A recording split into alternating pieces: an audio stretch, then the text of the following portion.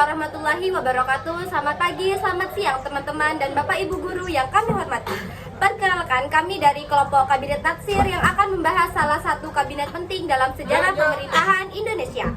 Sebelum masuk ke materi, izinkan kami memperkenalkan kelompok kami terlebih dahulu. Perkenalkan, nama saya Nadia Chandra Dwinata. Saya Fakatu Nadia. Saya Hidin Nabil Fidosia. Saya Quratul Ma'rifah. Dan saya Dinda Raiza Putri.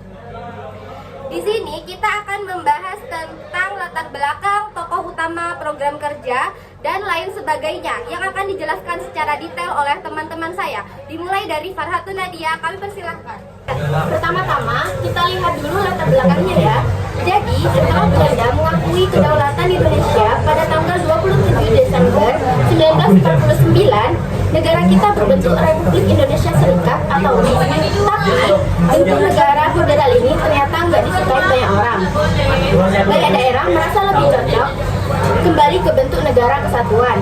Nah, akhirnya 17 Agustus 1950, pas banget hari kemerdekaan, Indonesia kembali menjadi negara kesatuan Republik Indonesia atau NKRI. Setelah itu dibentuklah kabinet baru yang dikenal dengan nama Kabinet Natsir.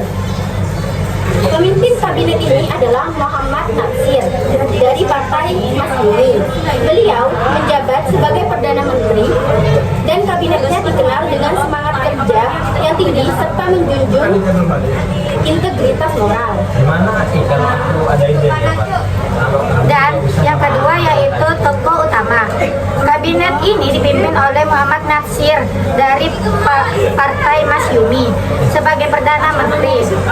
Pada masa itu tidak ada wakil Perdana Menteri karena sistem pemerintahan Indonesia masih menganut sistem parlementer yang tidak mewajibkan posisi tersebut. Sementara itu, Presiden Insinyur Soekarno menjabat sebagai kepala negara dan memiliki kedudukan di atas kabinet. Presiden tidak ikut campur langsung dalam kebijakan sehari-hari, tetapi tetap memiliki pengaruh besar secara politik. Nah, yang ketiga adalah program kerja Kabinet Natsir. Perlu kita ketahui bahwa Kabinet Natsir adalah kabinet pertama saat Indonesia menjadi negara kesatuan. Setelah itu, mereka membentuk beberapa program-program kerja. Di antaranya yang pertama, menjamin keamanan dan ketertiban. Kabinet Natsir ingin menciptakan kondisi negara yang aman dan damai pada saat setelah masa revolusi. Tujuannya karena agar masyarakat Indonesia dapat hidup dengan tenang dan pemerintah bisa menjalankan tugasnya dengan lancar. Yang kedua, memperbaiki ekonomi dan keuangan. Ekonomi Indonesia pada saat itu masih bisa dibilang sangat lemah pasca penjajahan dan perang. Kabinet Natsir berusaha mengatasi inflasi dan meningkatkan produksi dalam negeri serta memperbaiki keuangan negara agar lebih stabil. Yang ketiga, mempersiapkan pemilu pertama Indonesia belum terlaksana. Kabinet Natsir menargetkan untuk membentuk aturan dan persiapan teknisi agar pemilu tersebut bisa segera dilaksanakan secara demokratis dan adil. Dan yang keempat, mengembangkan pendidikan. Pemerintah ingin memperluas akses pendidikan ke seluruh wilayah Indonesia karena juga mereka juga berusaha meningkatkan kualitas guru dan fasilitas pendidikan demi masa depan bangsa. Dan yang kelima, menyelesaikan masalah Papua. Meskipun Indonesia sudah merdeka pada saat itu, Belanda masih menguasai wilayah Papua. Dengan itu, Kabinet Natsir melanjutkan perjuangan diplomasi agar wilayah Papua tersebut bisa diakui sebagai bagian dari Indonesia. Dan yang kelima, kita bahas tentang tantangan Kabinet Natsir. Tantangan Kabinet Natsir di sini ada 5. Yang pertama, masih banyak terjadi konflik atau pemberontakan seperti GIA atau TII di Jawa Barat dan RMS di Maluku yang mengganggu keamanan negara. Yang kedua, setelah perang kemerdekaan, kondisi keuangan negara makin melemah dan sulit bangkit dengan minimnya pendapatan. Yang ketiga, pemerintah belum didukung oleh hasil pemilu, jadi kurang kuat secara demokratis. Dan yang keempat, Kabinet Natsir sering mendapatkan tekanan dari partai lain di parlemen, sehingga tidak bisa bekerja dengan maksimal dan kurangnya dukungan politik. Dan yang terakhir, meskipun Indonesia sudah merdeka, Belanda masih menguasai Papua, sehingga perjuangan diplomatik harus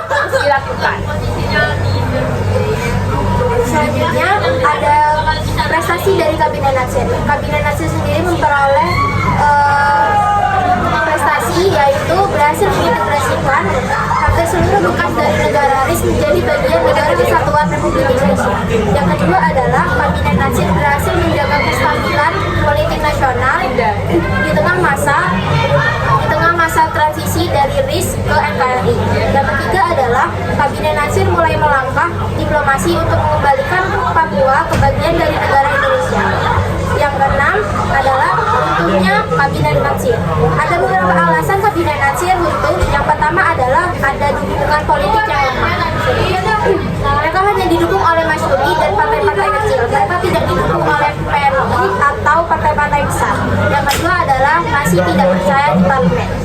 Mereka tidak mampu meraih dukungan mayoritas. Banyak kritik yang berujung pada mosi tidak percaya ke DPR.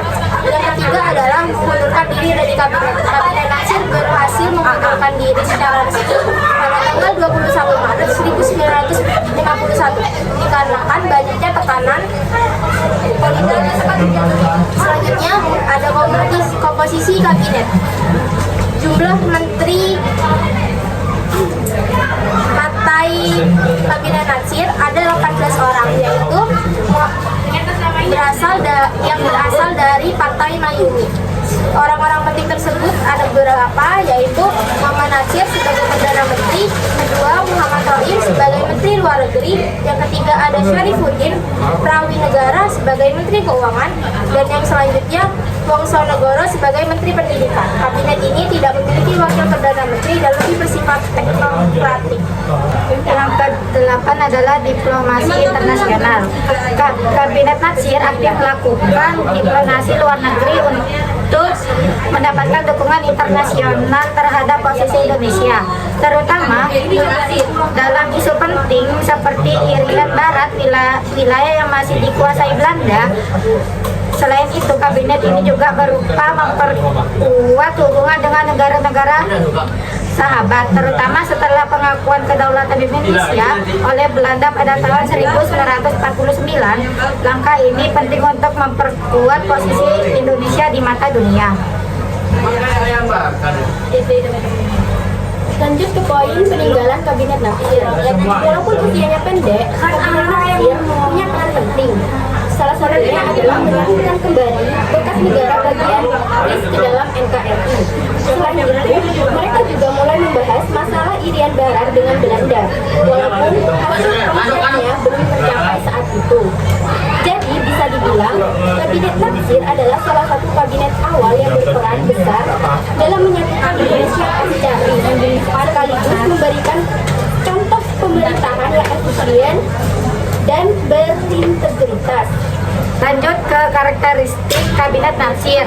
Kabinet ini adalah kabinet parlementer, artinya bertanggung jawab kepada DPR, bukan langsung kepada presiden. Namun kabinet ini termasuk koalisi yang lemah karena tidak mendapat dukungan penuh dari mayoritas partai di parlemen, sehingga membuat posisi tidak stabil. Selain itu, Kabinet Natsir dikenal pengelolaan pemerintahan secara efisien dibandingkan kepentingan politik. Jadi itu saja yang dapat kami jelaskan tentang Kabinet Natsir. Untuk kesalahan teknisi lainnya, kami mohon maaf sebanyak-banyaknya. Wassalamualaikum